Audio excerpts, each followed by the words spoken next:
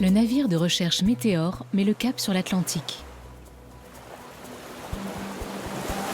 Durant 5 semaines, 50 personnes sous la responsabilité du chef de mission Torben Riel vont explorer l'océan jusqu'à 5000 mètres de profondeur dans l'espoir de découvrir de nouvelles espèces animales et de nouveaux habitats.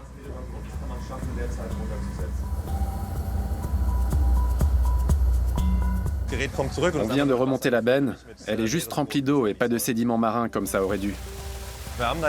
On a perdu environ 12 heures. Les équipes sont épuisées par l'attente, les interruptions, mais aussi par le traitement des échantillons. Il faut qu'on trouve un plan B. À bord d'un navire de recherche en plein océan Atlantique.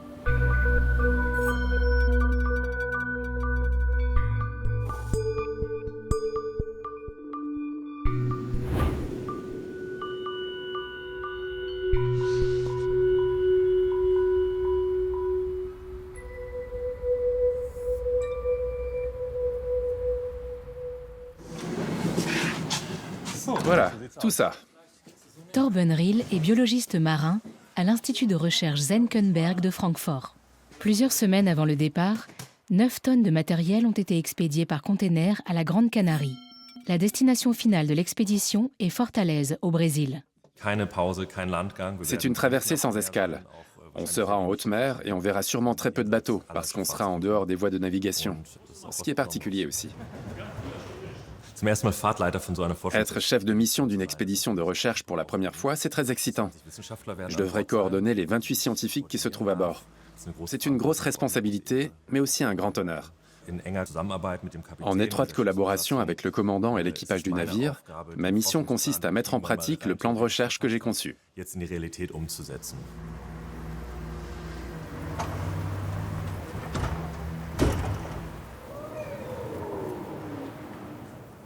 Tiens, papa, une glace. Merci. Je me régale. C'est la première fois que je prends la mer en tant que père.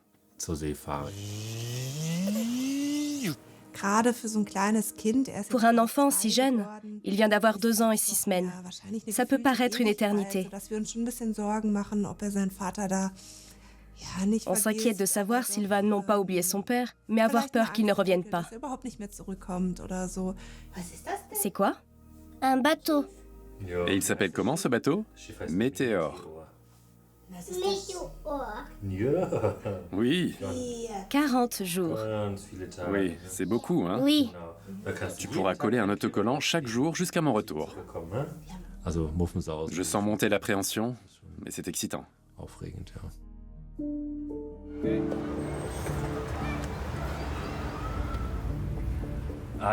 J'ai hâte de traverser la passerelle.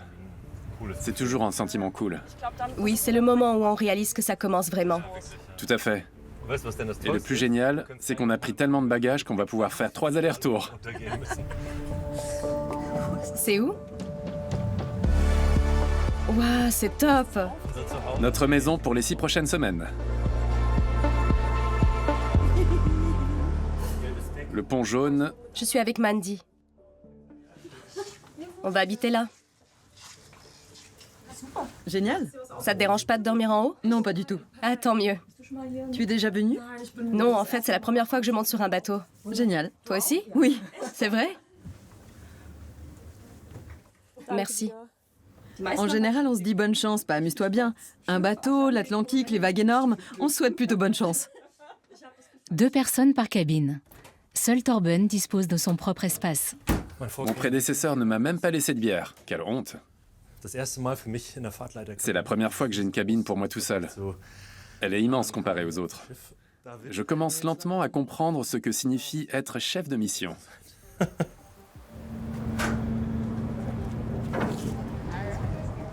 Le second donne l'ordre d'appareiller. Départ sur avant-garde. On largue les amarres.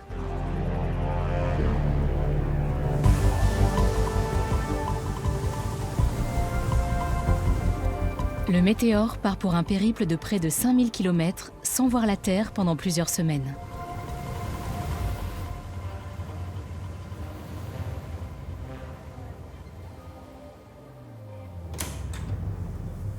Bonjour.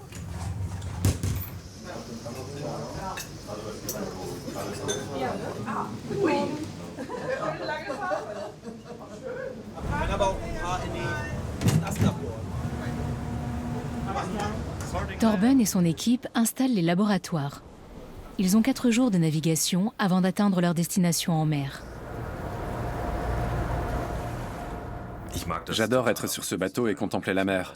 Je ne dors pas encore très bien à cause du roulis. Il me faudra quelques jours pour m'habituer, mais c'est super. Ça m'a manqué. Je n'avais pas pris la mer depuis plusieurs années.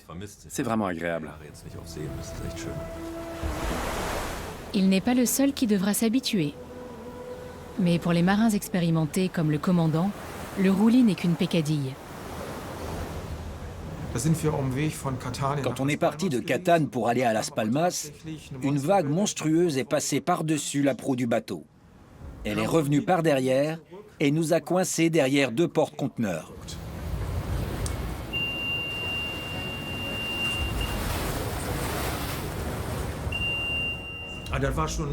C'était un truc de fou. Je n'ai pas vraiment eu peur. Ce type de bateau est solide. Il peut résister à bien pire. Si la stabilité est là, il finit toujours par se redresser. 4 jours plus tard, le Météore est arrivé au milieu de l'océan Atlantique. But de la mission ? Découvrir ce qui vit sur les fonds marins.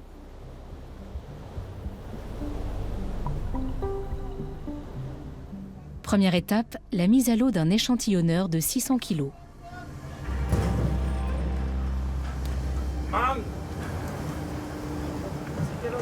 Et ce, par mer agitée.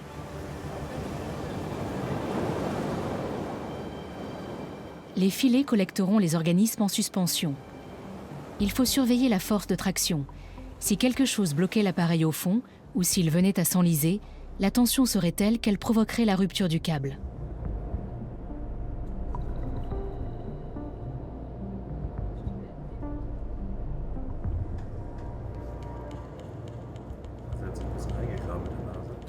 C'est bien chaotique. Oui, effectivement. Ça y est, il est dégagé. Il recommence à avancer. Oui, mais par saccades. C'était très limite, non?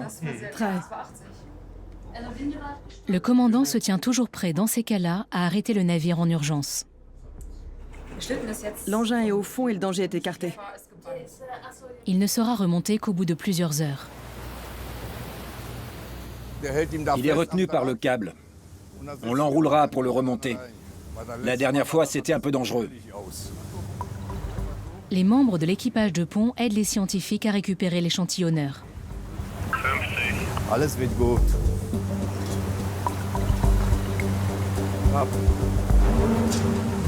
Und jetzt der Such hier.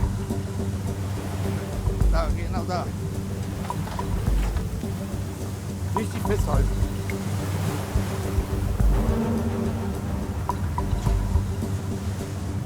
Und jetzt setz ab.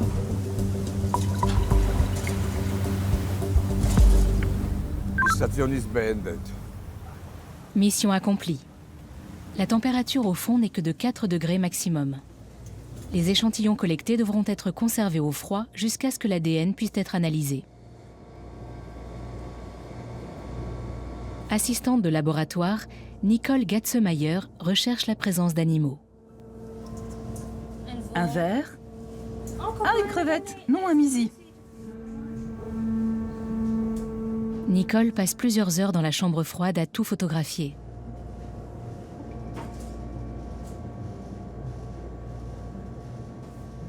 Des aperçus d'un tout autre monde.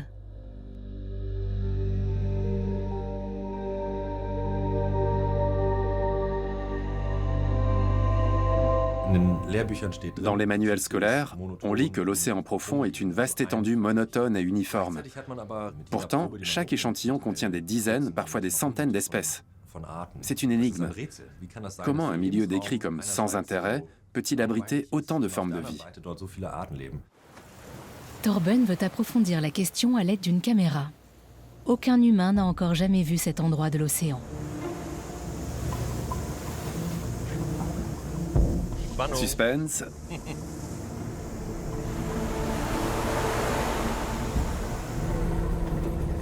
L'opérateur de treuil immerge la caméra à 5000 mètres de profondeur. Elle met une demi-heure pour atteindre le fond. Gut Labor. Wir haben Mondsicht. Okay, wir fahren los. Tractée par le bateau, la caméra se déplace lentement au-dessus du sol. Les images en direct montrent des fonds marins monotones recouverts de sédiments.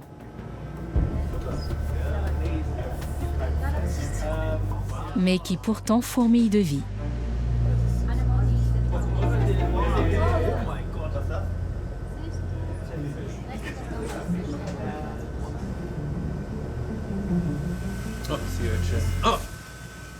Non, qu'est-ce que c'est?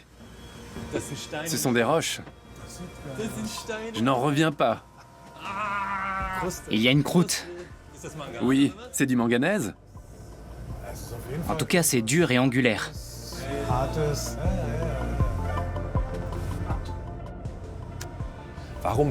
Pourquoi, à certains endroits de l'océan profond, trouve-t-on une telle diversité d'espèces dans un milieu aussi uniforme? On est bien obligé de reconnaître que cet écosystème est moins monotone que ce qu'on croyait. Imaginez un sol sédimentaire plat sur lequel surgit brusquement un affleurement rocheux. Les courants marins provoquent des turbulences qui font tourbillonner le sédiment. Là où le courant est fort, le sédiment est plutôt grossier.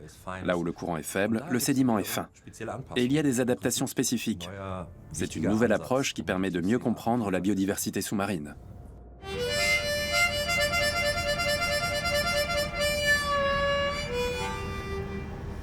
L'exploration des grands fonds se fait aussi hors de l'eau. Pour affiner l'étude des poussières, Mandy et Andreas fixent tous les jours des pièges adhésifs sur le mât. Le point le plus élevé du bateau est celui qui tangue le plus.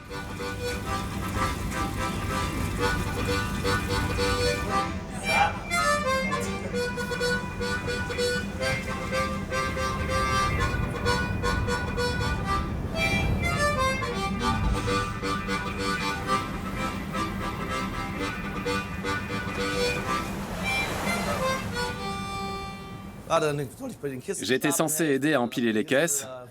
Quand je me suis retourné, une pile s'est effondrée et m'a cogné à l'arrière du mollet. Je dois aller voir le médecin.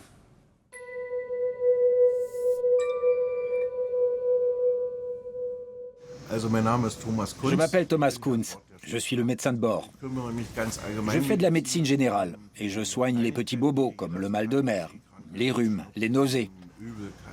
Le spectre est très large. Bon courage, on se revoit demain. D'accord, merci. Exercice d'alerte. Votre attention, début de l'exercice de sécurité. Le médecin est informé, il est en chemin. En plein océan, les pompiers ne peuvent pas intervenir. L'équipage du navire est donc formé aux incendies. Dans chaque pièce se trouvent des systèmes d'aération par lesquels les fumées toxiques peuvent se propager à l'ensemble du navire. En cas de blessure grave, il faut rejoindre le plus rapidement possible le port le plus proche. Dans le cas présent, celui-ci se trouve à 4 jours de navigation. Fin de l'exercice, merci pour votre coopération. L'important, c'est l'oxygène. On ouvre à fond et on maintient le masque devant le visage. Le navire est trop loin de la Terre pour l'intervention d'un hélicoptère. On organise donc chaque semaine un exercice de simulation. La seule possibilité, après avoir envoyé un SOS médical, serait qu'il y ait des navires de guerre à proximité qui se positionnent de façon à ce que l'hélicoptère puisse faire le plein. C'est arrivé que plusieurs pays jouent le jeu, comme la Russie et les États-Unis. Comme quoi, quand ils veulent, ils peuvent. Je voulais être officier de pont, mais j'ai eu un accident après le lycée. C'est pour ça que je porte des lunettes. Et je n'ai pas pu postuler. Il ne fallait pas avoir le moindre handicap, et ce n'était pas mon cas. Alors j'ai fait des études de médecine, et j'ai vu qu'ils prenaient même des médecins qui portaient des lunettes. Donc j'ai pu réaliser mon rêve. J'ai vendu mon cabinet, et je serai médecin de bord jusqu'à la retraite. Deuxième semaine en mer. Torben doit planifier les prochaines opérations. L'équipe, elle, peut enfin faire une pause et honorer une tradition qui a cours sur les navires océanographiques. Peindre des gobelets qui seront envoyés par le fond lors de la prochaine immersion de l'échantillonneur. À 5000 mètres de profondeur, la pression est si élevée que les gobelets rétréciront jusqu'à 1/5 de leur taille d'origine. Un petit souvenir à rapporter de mission.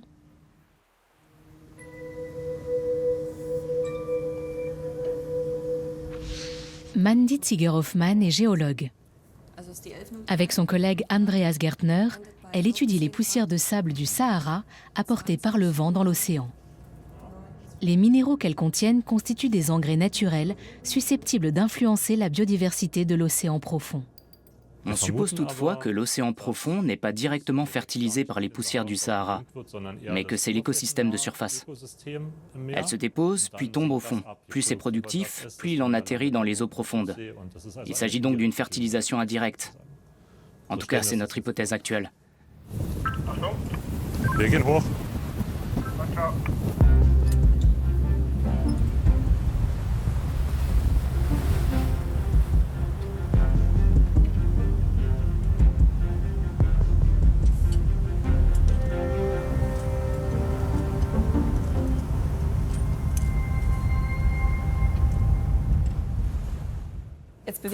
Les poussières se déplacent à un peu plus de 38,5 mètres d'altitude, la hauteur du mât.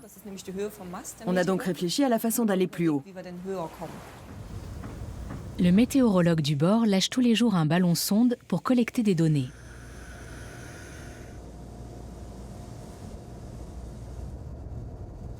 Ces ballons sont conçus pour ne pas revenir. Alors on a eu l'idée d'en envoyer un accroché à une corde et de le récupérer ensuite. Le bateau est à l'arrêt, c'est bon. Le vent souffle dans la même direction. On va essayer. L'idée venue spontanément est mise en pratique.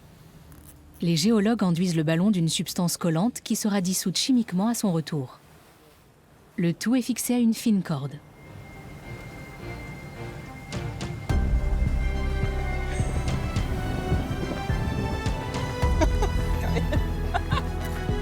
Super, danke euch.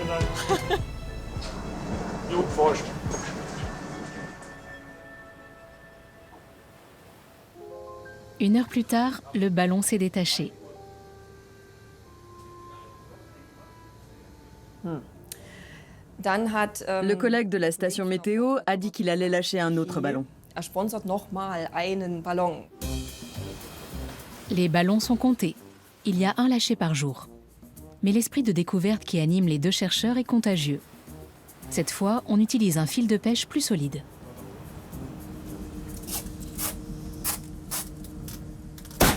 Merde! C'est parti où?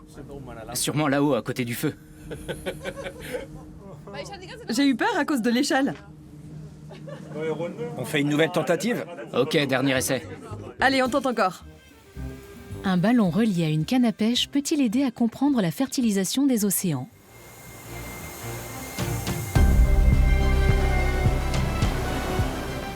On a mesuré. D'après les premières évaluations, on était à 200 mètres de haut.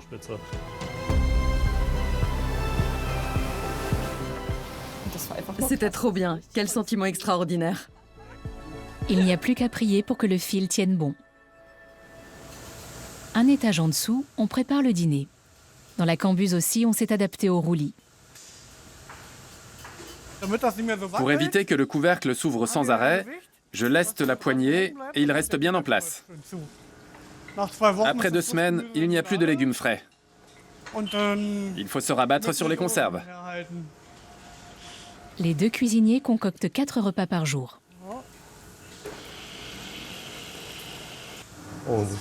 Ça a l'air blette. Je peux te les prendre? On dirait que c'est plus bon. Tu n'as qu'à les manger. Sans façon. Merci. Merci, c'était délicieux. On avait prévu d'aller récupérer le ballon après le dîner. Mais dès qu'on est sorti, il s'est mis à pleuvoir. Si la pluie élimine la poussière, tous leurs efforts n'auront servi à rien.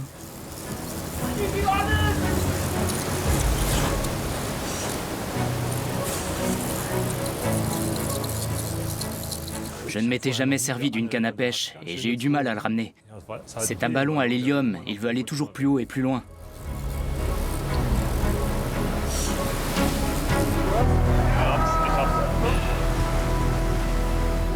Le ballon a été récupéré. Première inspection.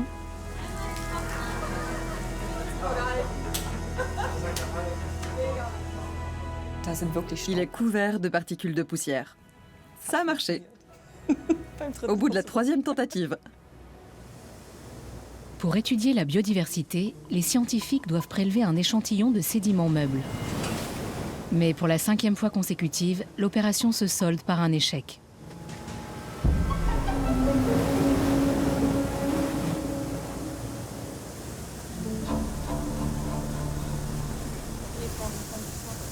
Torben doit réorganiser le planning pour préparer un nouvel essai.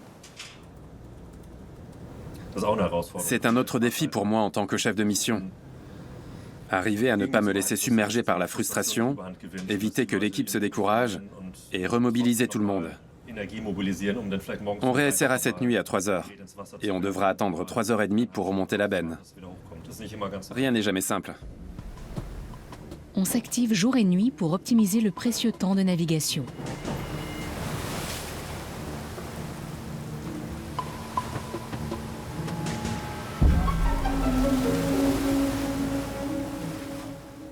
Sur cette tentative, 6 ont échoué. Merde. On vient de remonter la benne. Elle est juste remplie d'eau et pas de sédiments marins comme ça aurait dû. On a perdu environ 12 heures. Les équipes sont épuisées par l'attente, les interruptions, mais aussi par le traitement des échantillons. Il faut qu'on trouve un plan B.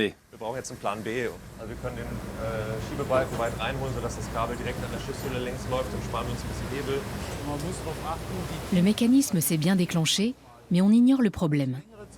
Le bras préhenseur s'est peut-être enroulé autour de son câble et a bloqué l'ouverture de la boîte.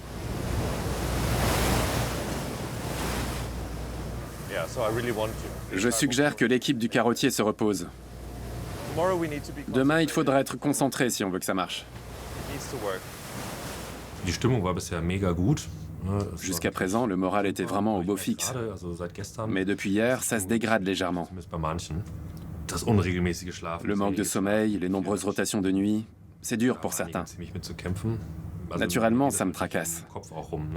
Comment faire pour que les troupes restent motivées? Ce défi me mine et m'a valu quelques nuits blanches.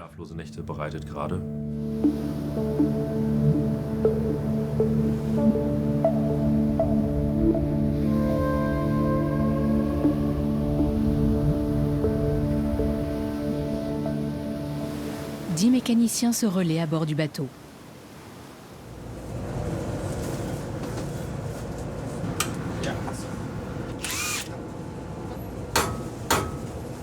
Le Météore a son propre incinérateur de déchets. Une fois broyées, les bouteilles en verre seront recyclées à terre. L'eau de mer est traitée par un désalinisateur pour la transformer en eau potable. Volker Hartich est ingénieur en chef et travaille sur le Météore depuis 25 ans. Il coordonne les opérations dans la salle des machines.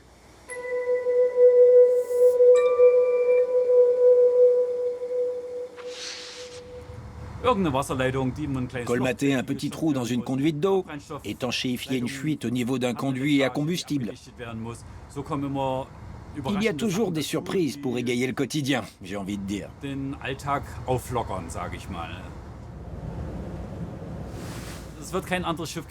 J'ai un lien particulièrement fort avec ce bateau.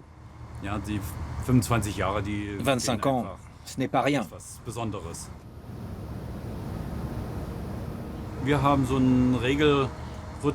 En général, on alterne 3 mois à bord et 2 ou 3 mois de repos. Ça dépend des missions. La vie de famille, il faut faire une croix dessus. On est rarement là pour les étapes importantes dans la vie de nos enfants. Je n'ai pas pu assister à toutes les fêtes de famille, ni à tous les anniversaires. Ce sont des sacrifices, même si mes proches les subissent plus que moi. Nouvelle nuit, nouvelle chance. Marco Brun surveille depuis 3 heures du matin la descente du carottier. Annie, Franzi. Dans 1000 mètres, on touche le fond. Bonjour, j'ai fait du café. À tout à l'heure. C'est l'instant critique.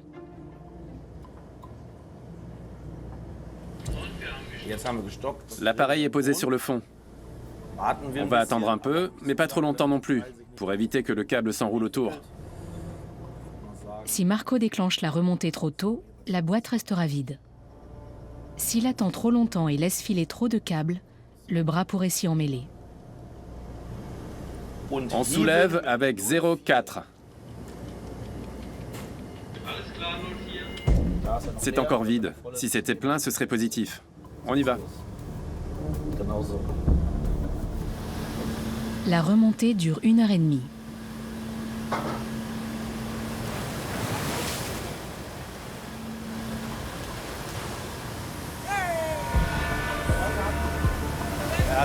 C'est très bien. Il n'y a pas trop de sédiments. L'opération est un succès. L'eau de mer est pompée délicatement pour permettre à l'équipe de collecter les micro-organismes présents.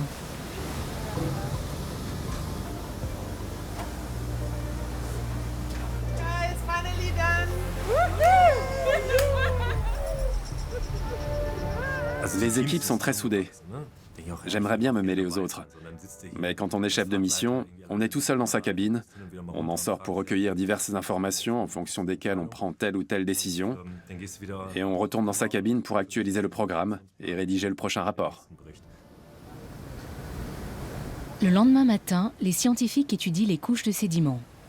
Maya Lagrange-Rao, étudiante à l'université de Yale, a l'idée d'utiliser l'appareil de radiographie du médecin.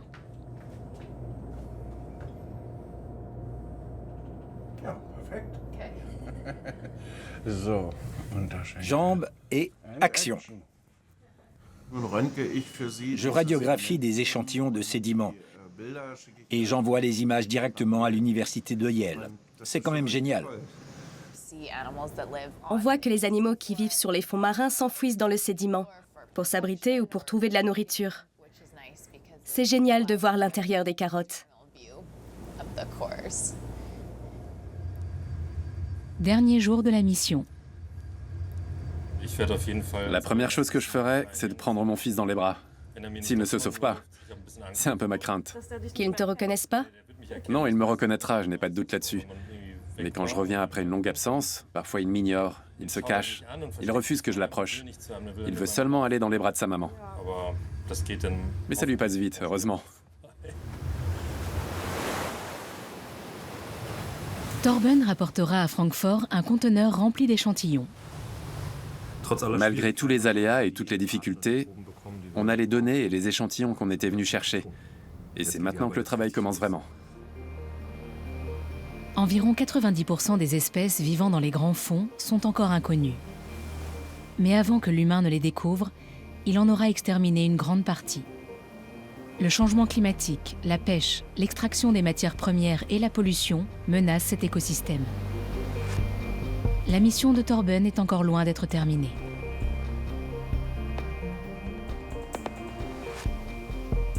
Terre en vue. La skyline de Fortaleza au Brésil. Le météore a traversé l'océan Atlantique.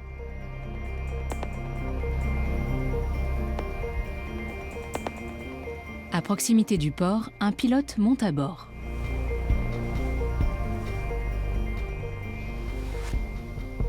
For information, we have fixed propeller, backer rudder. Bow thruster is good working, and if you go astern, bow go to starboard. Le pilote guide le commandant pour les manœuvres d'accostage. Ses ordres sont exécutés par le timonier. Après plusieurs semaines en mer, l'équipage du Météore retrouve la terre ferme. C'est l'heure des adieux.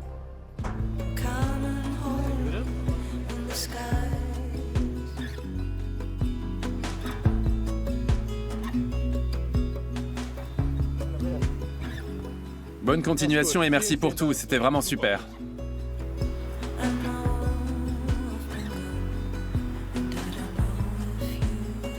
L'équipage marin sera de la prochaine expédition. Les scientifiques rentrent chez eux.